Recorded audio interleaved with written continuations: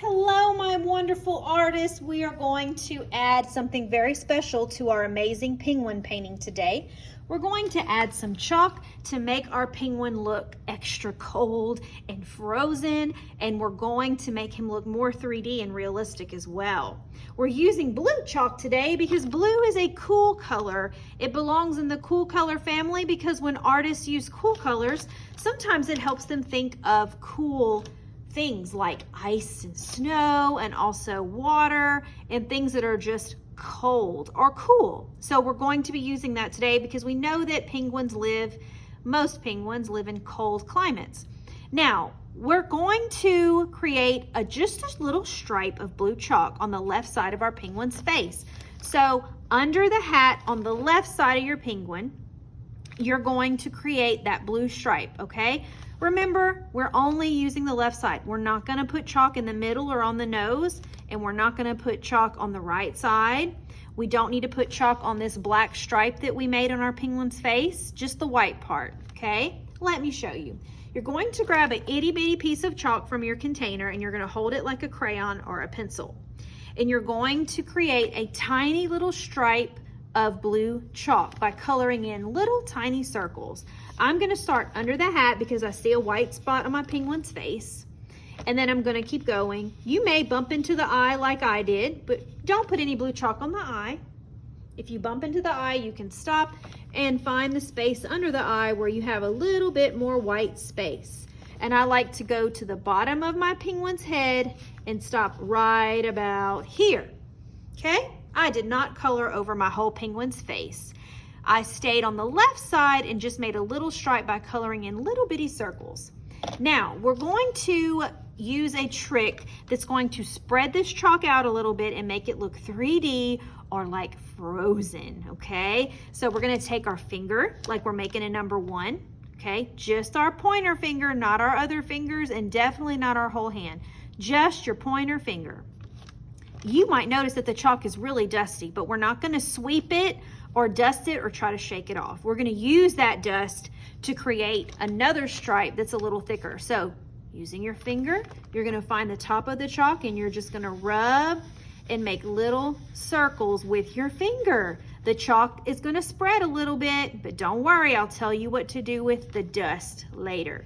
And then I'm working on the bottom. So wherever you colored with your chalk, you're just gonna rub it gently with your finger to make the stripe a little bit bigger, okay? We're not rubbing over the whole head and we're not rubbing on top of the eyes or the nose. We're only staying on the left side of the penguin's face, kind of like we're putting that stripe on his cheek, okay? After you're done rubbing that chalk that you made, you're gonna gently blow the chalk. You're not gonna sweep it or try to shake it off because then you might have a big smear on your paper. So just take a breath and gently blow to get the rest of your dust off of your penguin. Very good. Now let's do the same thing on the bottom of the penguin on his belly area, okay? You're going to do the same thing. You're gonna color a little stripe of chalk from the top of his belly right under the scarf. And you're gonna stay along this curved line until you get near the bottom, okay? Remember, hold your chalk like a little pencil or a little crayon and just color in little circles. If you see chalk dust, ignore it. Don't try to sweep it or blow it off yet because we have to do our rubbing trick first and color all the way till you get near the bottom. And then I like to come a little bit around so it's kind of making a curved line like I'm making a half of a circle. Do not color his feet or his belly or his scarf. If you color those things with chalk today, you won't be able to paint them next time with watercolor paint. Now, take your finger. It's already the dusty one, so we're not using our other fingers. And we're going to start at the top and we're going to gently rub in little circles, kind of like you're tickling or giving your penguin a belly rub. If you still see some dust, just wait till you're done. Rub in little circles. Oh my goodness, it looks so great. And then gently take a breath and blow. Very good. After this, Miss Dalmy is going to put some liquid starch on top of your penguin's blue stripes to make sure that that dust doesn't get messy and to make sure it's sealed. It's a clear material that's going to make it shiny and make it not so dusty. I love doing this trick with you today, boys and girls. I can't wait to see your penguin looking so cold and frozen and adding this fun little detail.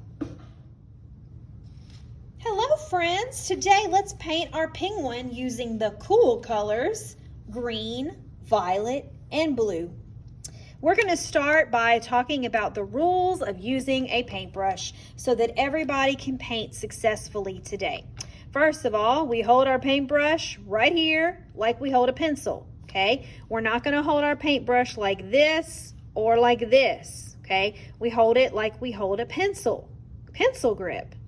Also, we're not going to hold our paintbrush at the top. We're not going to hold it in the middle, but we're going to hold it right here on the handle behind the silver part.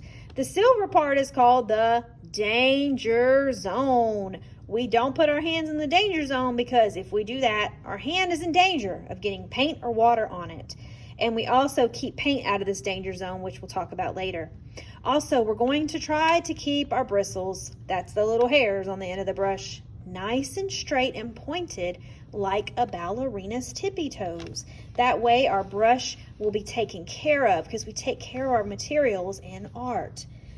And we're going to be using watercolor paints. They're going to be in little containers in a tray. Make sure that we keep our paint in the tray even if we're sharing with friends, because we don't want any paint outside of the tray because then it might spill on the table or spill on your beautiful penguin painting. So we're going to keep our paints in the tray. If we're reaching across the table to share paint, we have to do it very slowly and carefully so that we don't bump the tray or bump the containers of paint.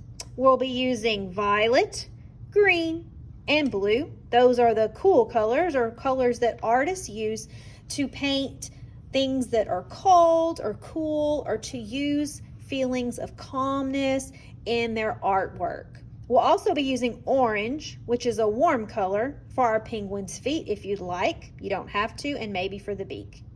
All right, let's get started. Remember, grab your paintbrush like a pencil and use a pencil grip and keep it right behind the danger zone.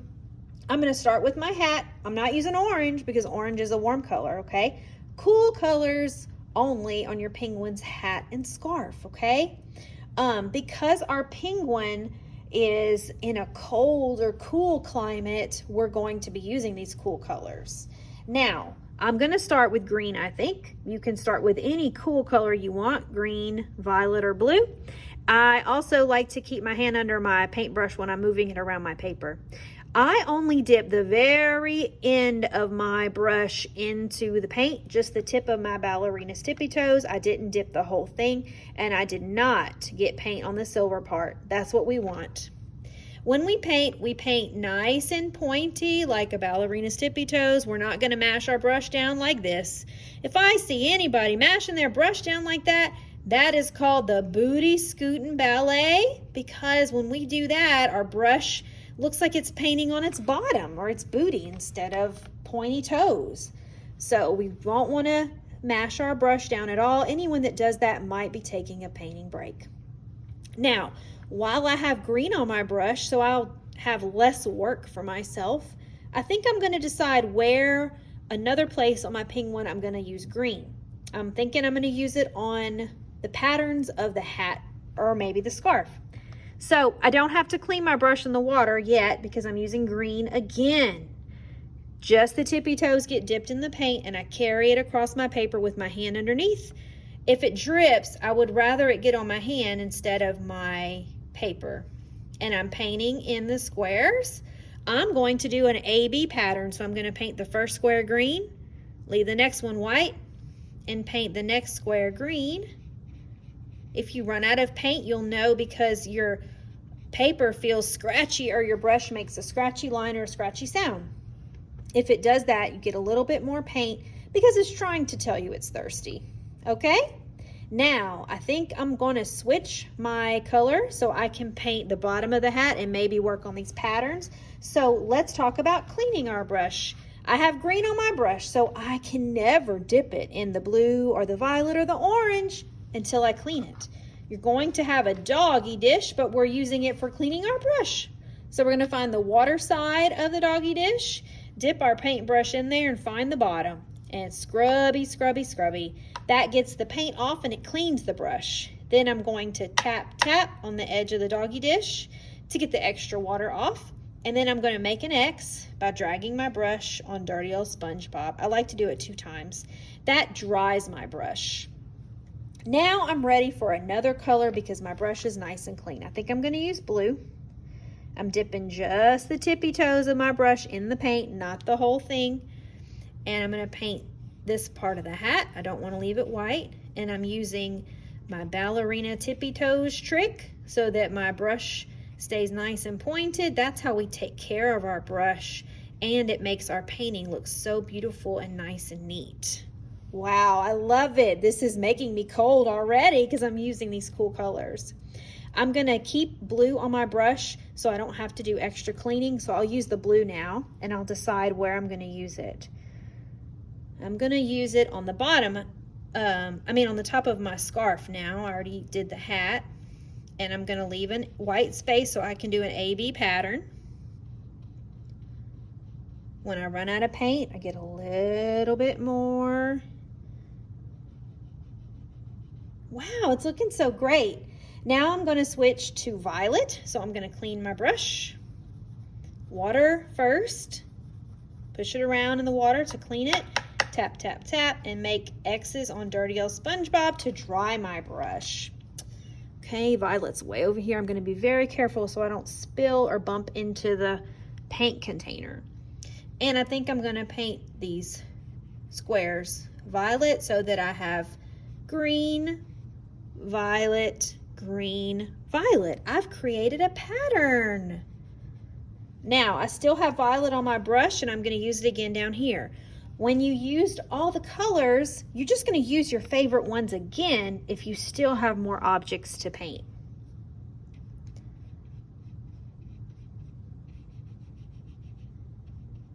Make sure your brush stays pointed. Also, we're never going to lift our paper up. We're going to leave it laying flat like it's taking a nap because we don't want our watercolor to drip down our paper before it's dry. So keep your paper laying flat the whole time. Okay, now I'm going to work on the beak of my penguin. So now it's time to use orange. I've used the cool colors already, green, violet, and blue. Now I'm going to use orange, which is a warm color, to paint my penguin's beak. You do not have to paint your penguin's beak orange because we're using our imagination today. So you can paint your beak or your feet any color you want.